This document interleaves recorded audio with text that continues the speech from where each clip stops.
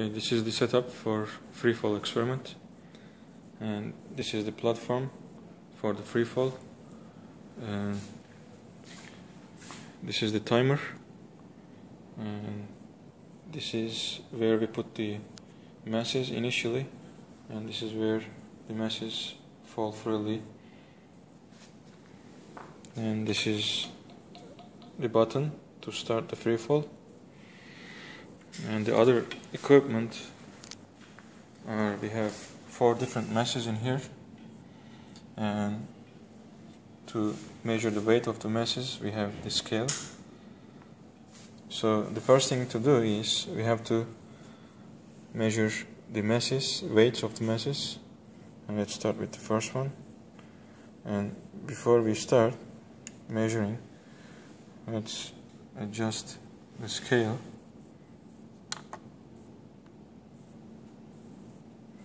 And we put this lid holding for the masses, and we have to take its tail, and we're ready to measure the mass.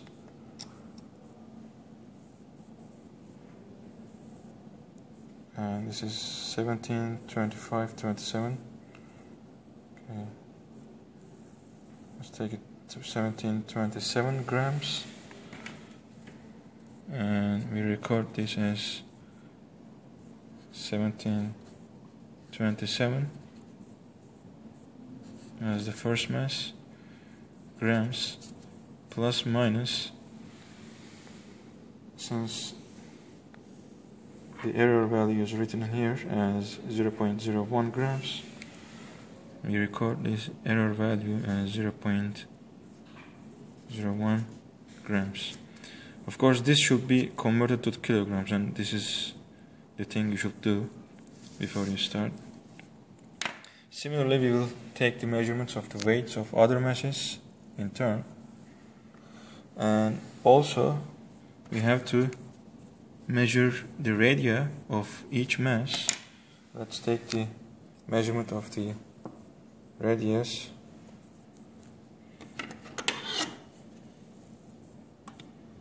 By using compass, and this is about 3 centimeters, less than 3 centimeters. It is 2.8, so it is 2.8 centimeters, and we should record in here 2.8. But since what we measure is here the diameter, we have to divide this half. 2.8, 1.4 centimeters as the radius. Okay, now we are ready to take our first free fall with the first mass. So we put the mass on the holder, and the timer is 0 now, and we are ready to push the button. Push the button now. So when you push the button, the ball falls freely to the down, and at the end we have this photo gate. It records the time of flight. What you see on the timer is 0.407 seconds as the time of flight. So we should record this value on here as T1 0.407. But since we have 3 trials, we should do this 2 more times. And again, we do the same by using the same mass. Ready? Push. So in the second time, what we measure as T2 0.404, and we record this as 0.404, and we do this one last time.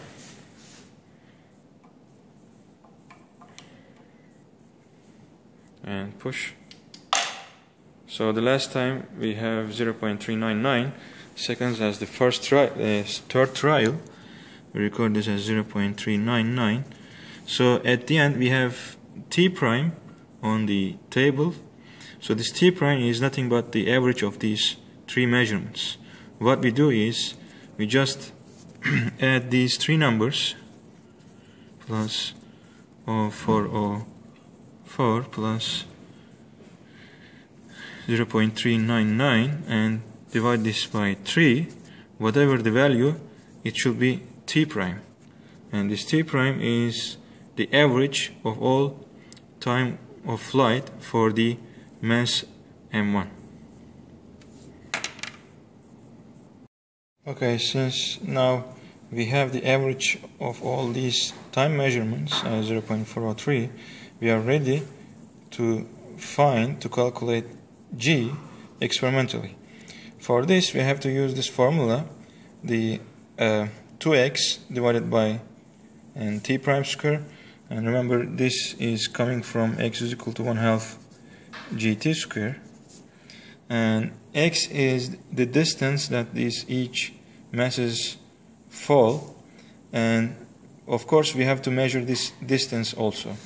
So when we come back to the platform, this initial position of the mass and the final position of the mass are on a meter scale, so you can easily measure this distance x by subtracting the final initial position on the meter scale from the final position. And once this is done, you are ready to calculate g prime by using this formula. And next we will do the same for other masses. We have to measure the mass of all other balls, and we do the same procedure for each ball. We take 3 time measurements and take average and calculate the g prime experimentally.